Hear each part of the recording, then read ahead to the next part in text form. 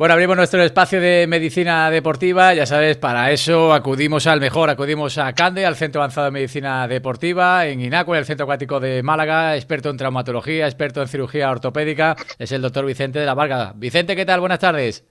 Emilio, buenas tardes, ¿cómo estás? Muy bien, muy bien. Empezando la semana con ganas y con motivos de hablar de medicina deportiva. La semana pasada se nos quedaba el tintero, pues hablar de la lumbalgia, ¿no? De la lumbalgia crónica. Si son ustedes bien avezados en el programa y son fieles oyentes de esta emisora, ya sabéis que hace un par de semanas pues hablamos de uno de las lesiones, ¿verdad? Más recurrentes que tenemos en el día a día, que es la lumbalgia. Hablábamos de la lumbalgia esporádica, esa lumbalgia que te da, no sabes de dónde te viene, que te levantas y te viene el dolor hacia abajo, pero nos contaba el doctor Vicente de la Varga que hay un tipo de lumbalgia que es la lumbalgia crónica, que esa, Vicente, me temo que rara vez se va, ¿no?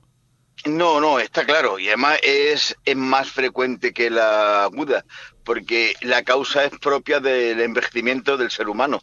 Así como artrosis de cadera tiene un 40% de la población, de la rodilla un 60%, en la columna todos acabamos teniendo artrosis, que es la causa de esa lumbalgia crónica, que es muy distinta a la lumbalgia aguda.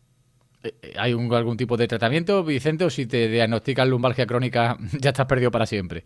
No, me lo pasa que tiene muchos factores de lumbalgia crónica, porque esa misma artrosis que hablamos, en la columna, una vértebra, o sea, hay 25 vértebras, 24 espacios entre cada vértebra, ¿no? Pues una vértebra con la siguiente se comunica de dos maneras. Por la parte anterior, por el disco intervertebral, que es la almohadilla que los conecta, y por la parte de atrás, por dos pequeñas patitas que se llaman articulaciones interapofisarias. O sea que los médicos a todos les buscamos Hmm. palabras un poco complicados, ¿no? Entonces, esas articulaciones interapofisarias son como la parte de unión de una cadena, con lo cual toda la columna se mueve a través de estas pequeñas articulaciones, que son no mayores que el pulpejo de un meñique, ¿no? Uh-huh. Entonces contactan la de la parte de vértebra de arriba con la de la vértebra de abajo, ¿no? Entonces, todas en conjunto da una flexibilidad a la columna tremenda, como para poder flexionarlos completamente y extendernos, ¿no? Entonces, esa gran movilidad conlleva un desgaste continuado. Entonces, el envejecimiento, que más que otra cosa es el tiempo de uso, hace que se vayan desgastando y haciendo artrosis. Pero habiendo un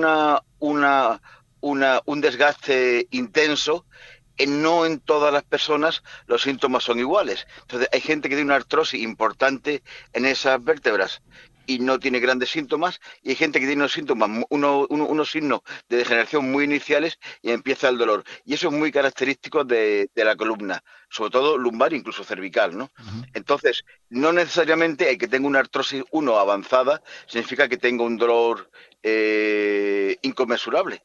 Es que hay otros factores, como es el tema del tono muscular, de la potencia muscular, del grado de flexibilidad, que ayudan un poco a compensar.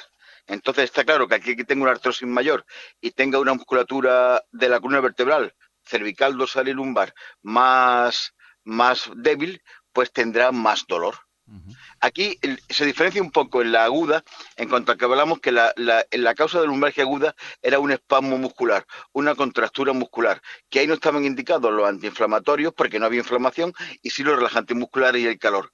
Aquí es algo distinto, aquí sí hay una inflamación.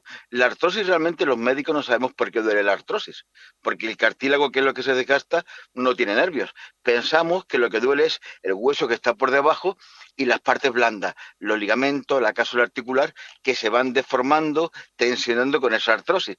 Ahí, en la lumbalgia crónica, el antiinflamatorio sí tiene un papel mayor, Uh-huh. porque Oye, la causa es más inflamatoria.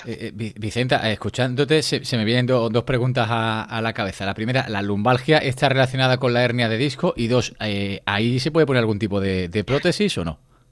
No, bueno, son buenas preguntas, porque eso lo hablaremos otro día, porque es un tema es importante aclararlo. La hernia de disco no tiene absolutamente nada que ver con la lumbalgia. La hernia de disco pueden causar algún tipo de dolor lumbar cuando se van deformando el disco y va cediendo y va saliendo, pero cuando hace una hernia discal lo que hace es comprimir a un nervio. Entonces lo que hace es una radiculalgia, un dolor de una raíz, que luego se transmite en un dolor ciático si son esos nervios los que están atrapados. Entonces se habla de una ciatalgia.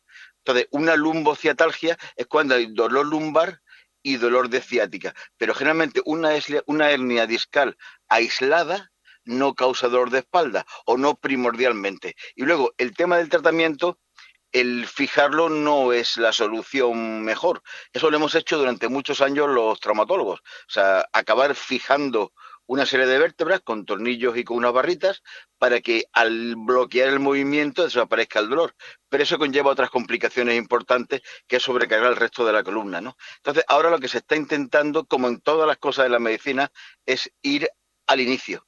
Intentar retrasar la aparición y sobre todo retrasar la evolución. Y ahí tenemos las infiltraciones, como hacemos en cualquier otra articulación.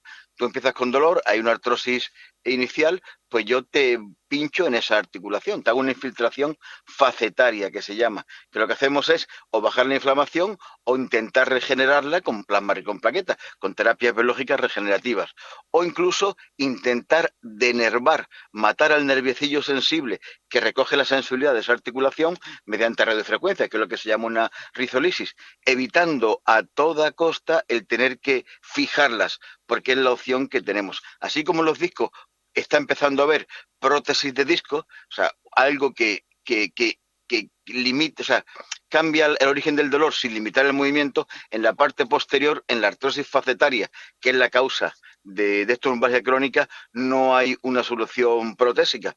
La opción es fijarla. Y ya te digo, es una mala solución a medio plazo. Vicente, antes hablaba de porcentaje, me hablaba de porcentaje de artrosis en rodilla, de artrosis en la cadera. ¿Qué es más común, la lumbalgia desde tu experiencia o la cervicalgia? Deben estar ahí, deben estar ahí. Yo creo que es más frecuente la lumbalgia. Bueno, depende de la intensidad.